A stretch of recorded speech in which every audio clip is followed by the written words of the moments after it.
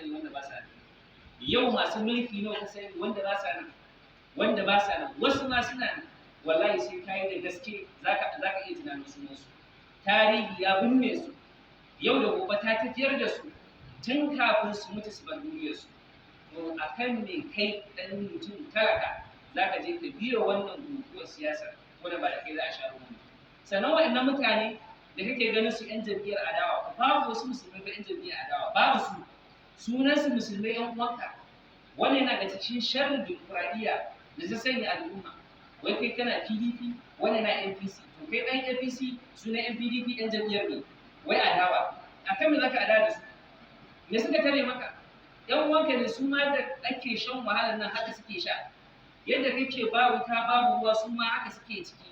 yadda kake da matsalar abin da zaka ci su ma irin wannan matsalar ne yadda in ka je asibiti zaka je ka bi layi likita bai zo ba ku ɓata awanni su ma irin ka ne irin wannan layin za su bi tsakani da Allah ta ina suka zama yan adawa ta ina suka zama yan adawa da har za ka kasance akan waɗannan ka je ka zubar da jinin su ka yi gaba ka rashin mutunci ya ku bayan Allah wannan lokacin siyasa ba zai zo wuce kuma su wayannan mutanen da kake tare da su da kake ganin za ka iya komai a kansu bayan an rantsar da su sun ci abin da suka ci na mulkin su tafiya ba za su yi Abuja yanzu kana iya kira su suna iya dagawa kana iya musu flashin masu biyu ka to bayan duk ka gama wani rashin mutuncin ka kai su wallahi wasu ne daban za su je su ci wannan rayuwar daban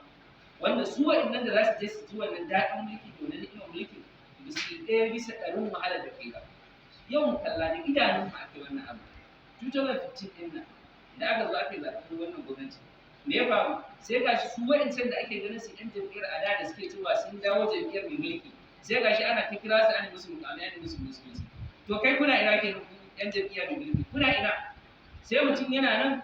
da ya ji waccan gwamnati ta ci mulki waccan jam'iyyar ta ci mulki shi kuma jam'iyyar da yake ciki ta faɗi sai ce to ya bar waccan jam'iyyar ya koma jam'iyyar da ta ci mulki ita kuma jam'iyyar da ta ci mulki sai ta ɗauki mukami sai ta bashi to ku da kuka sa ta ci mulki kuna ina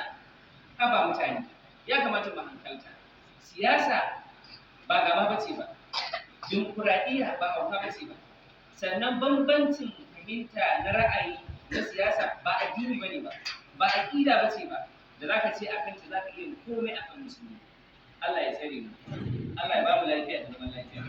Allah ya sa a zafi lafiya Allah ya sa a zafi lafiya Allah ya sa a zafi lafiya Allah ka amintar da mu daga abin da muke jin su Allah ka ba mu shugabanni masu nagari masu nagarta wanda za su yi mana adalci za su yi mana rahama aqulu qawli hadha wa astaghfirullahi li wa lakum wa salatu